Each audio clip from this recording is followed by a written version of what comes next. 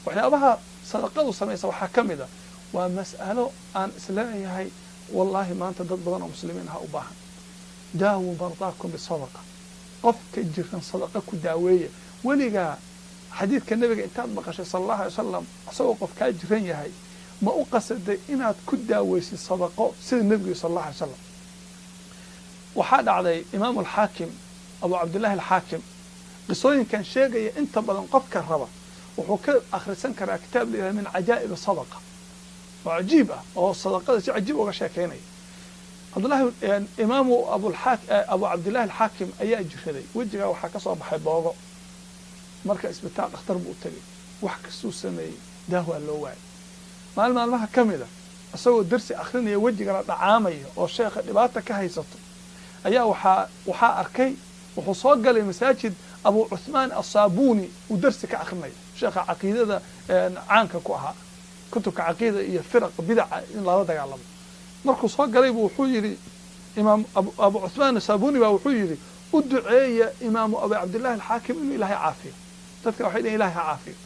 asagoo subaxii dambe darsi xadiisa sheekhi akhrinay ayaa waraaqda hortiisa lagu soo tuuray waraaqdii uu furay waxa ku qoran gabar baa waxay dhahaysaa muslima xalay baa waxaan ku riyooday nabiga sallallahu alayhi wasallam riyan ku arkay cajiib markaasuu nabigu wuxuu igu yiri waxaad ku tiraahdaa Abu Abdullah al-Hakim waxaad ku dhahdaa yuwassi' al-maa'a lil-muslimiin muslimiinta biyaha siiyo biyaha sadaqaysto sheekh darsigii buu dhameeyay markuu dhameeyay ayuu kacay gurigiisa darbigiisu wuxuu ka qoday barkad intuu niman xamaaliyaal u yeelay biyaha lagu shubay dariskii baa ka cabay wallahi toddoba bari kadib boogihii way dhamaadeen way baabeen cajiib way maanta qofka muslimka waxa haysta kansar waxa haysta xanuun waxa haysta dhiikar waxa ku haya xanuun kasta diabetic sonkor baa ku haysa xanuun kasta ku haya xanuun ma ku haya xadiidka nabiga intaad aaminti daawo mardaakum bisadaqa bal fiiriba sadaqa baxso bixi ilaahay asagoo daaweeyay baad arki doontaa way dhacday marar badan bay dhacday qisooyin xadiis ah baa dhacay oo hadda waqtigan la joogaa waxaa dhacday qiso cajiib ah laba cunug oo yar yar oo walaalaha ciyaaraya ayaa mid kamida dhigta isha waxa ka galay qori waxba ku jabay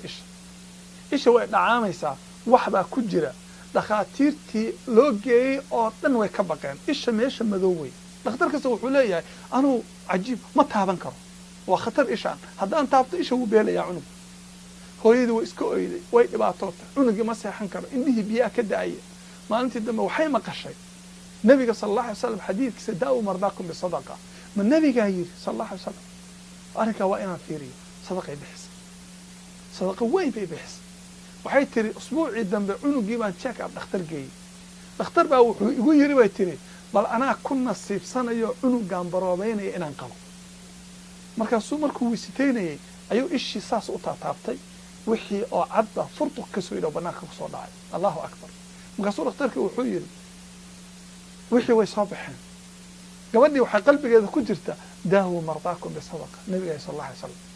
cajiib way ka faa'iideyso akhi jiraa ku haysta dhib baa ku haysta meel kale ha aadin waa caafimaad nabiguna baray sallallahu alayhi wasallam waa caafimaad cibaado ah ka faa'iideyso isku day samee wad ku caafimaadsa insha Allah ta'ala haddaad ku caafimaad weydid xoogaa iimaankaaga hooseeye intaad iimaanka xoojiso oo aamintid xadiidka nabiga samee wad ku daawoobaysaa xaqiiqo way arrinkaas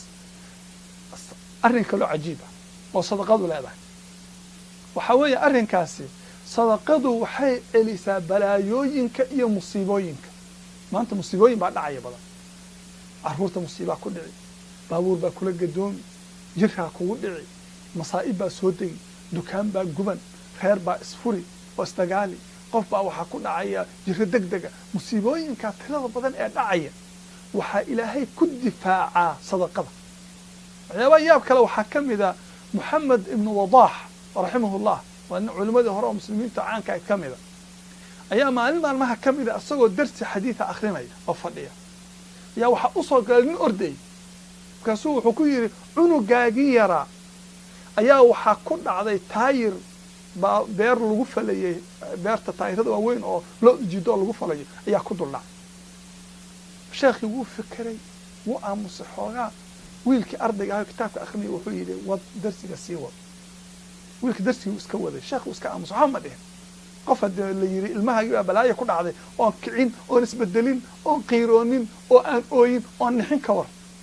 darsigii markii uu xoogaa socday ayaa nin kale ordayaa soo galay markaasuu wuxuu yidhi abshir bishaarayso maxamed ibnu wadaaxow wiilkaagii taayirkii waan ka kicinay waxba ma gaarin maradiisii unbuu la haray maradii unbaa ku dhegtay taayirkii xabad wiilkii ma gaarin ninkii sheekhiyaa wuxuu yidhi awalaan yaabayey awal ayaan yaabanaa saaka waxaan arkay buu yidhi wiilkaa yarka ah oo albaabka maskiin soo gargaraacay xabado khubus oo rooti ah siinaya markaad hadda idhahdeen buu yidhi dhibaataa ku dhacday waxaa isu kay qaban weyday saakuu sadaqa baxsaday haddana musiibaa ku dhacday arrinka asalkuna wuxuu ahaa asadaqatu tadfacu albalaaya sadaqadu balaayooyinkay celisaa marka wuxuu waa isu kay qaban weyday laakiin waan fahansanaa inaan wax ku dhacayno qofkaas iimaankaa fiir akhi haddaad sadaqa baxsato ood maanta wax sadaqaysato musiiba kuma dhacaysa dhibaata kuma taabanayso ma ku daraa qiso kale insha allahu tacaala waxaad moodaa qisooyinka aad bay u badan yahay qiso kale idinku daraya oo cajiiba waxaan rabaa qofka muslimka ah inuu bal dareemo fadliga ay sadaqadu leedahay daawo ka raadin kitaabka min cajaa'ib sadaqa sheekh ayaa wuxuu qoray wuxuu yahay anoo meel nin macallimiinta ka mid ah ku kalsoonaa wuxuu ii sheegay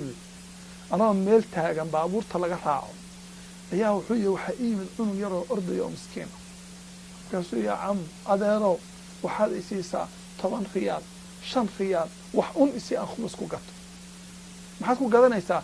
shawaarmaan ku gadanaya 5 riyaal baa intaan soo bixiyaan siiyey 5 riyaal baa intuu aad u farxay buu la orday wuxuu ku galay iyo makhaayad buu galay wuxuu anoo cunugii weli ka fakeray cunugii maskaxdiisu ku jira ayaa wuxuu yahay waxaan anigii 4 kale yaa baabuur taxi asla kiraysanay wadamada muslimiin taxi waa la soo sheer gareeyaa markaan xoogaa soconay ninkii taxi laha baa i caayay aniga adiga nin xun baa tahay adoo kale ma qaado iga deg taxi aniga maxaad iga rabtaa aniga khabiis baa tahay nin xun baa tahay waa isdagaalay waxaan irabi wallahi lacagteeda ii celi waa ka harayaa lacagtii uu soo celiyay waan soo qaatay waa soo lugeeyay meeshaan taxi ka soo raacnay baan nidhi anagu wuxuu xanaaqsan oo isdajinayaan meeshii imid baabuur kale aan soo raacay wallahi wuxuu yidhi markaan xoogaa kadib soconay ayaa waxaan u nimid baabuurkii intuu gadoomay oo uu gubtay 4 nin iyo darawalkii 5 ku dhinteen waxaan fahmay buu yidhi sadaqadaydii baa iga soo saartay iga reebtay musiibadaas akhi waxaa xasuusataa maanta waxbaa sadaqaysanaysa aduu ma ogid waxaa dhici karta shil baabuur inaad kaga badbaadi musiibo carruurta inaad kaga badbaadi jirro xun inaad kaga badbaadi dukaankaa oo guban lahaa inaad kaga badbaadid waa security way waxaan hadda leeyahay life insurance-ga oo la geli dadku galaan way waa insurance way waxaad noqonaysaa qof ilaahay u xifdiyey waxaan ku soo khatimayaa kelimadan hadduu qofku wax haysto ama uu xili karo oo wixii uu ku bakhaylo ilaan sadaqada maalka ilaahay baa bixiya ilaahayna dadka uu gacantooda geliya wuu imtixaamaya dadku qaar baa lacag haysta mid baa wax yar haysta mid baa wax badan haysta qof walba waxaa rabaa wuxuu haysta wax la-eg inuu bixiyo hadduu bixin waaya maxaa dhacaysa waxaa dhacaysa inta lagaa qaado ayaa mid kale oo bixinaya la siinaya ilaahay wuxuu yidhi wain tatawallow yastabdil qawman hayrakum uma laa yakuunu amhaalakum haddaad jeedsataan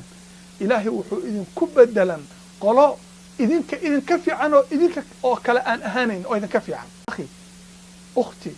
walaalka muslimka gabadha muslimadda ah haddii maanta ilaahay shilin ku siiyey oo ilaahay wax ku siiyey oo aad shaqaysatid oo aad wax heli kartid waxaa jira dad badan oo baahan oo masaakiin waxaa jira hadda masaajidda way baahan yihiin dadkii ehelku way baahan yihiin meel walba baahi baa ka jirta wax sadaqayso sadaqana waxaa ugu fadli badan midda la siiyo sadaqa jaariya ku sadaqayso wax kasoo awoodi baxso insha allahu tacaala ilahay waxaan ka rajaynayaa inuu aniga iyo idinka sadaqadana jeclaysiiyo ilaahayna sadaqadaan baxsanay inuu ilaahay usan naga dayicin wixii kurba iyo dhibna haysana ilahay inuu nagaga faydo wasala allahuma calaa nabiyina maxamed wacala alihi wasaxbi wasallam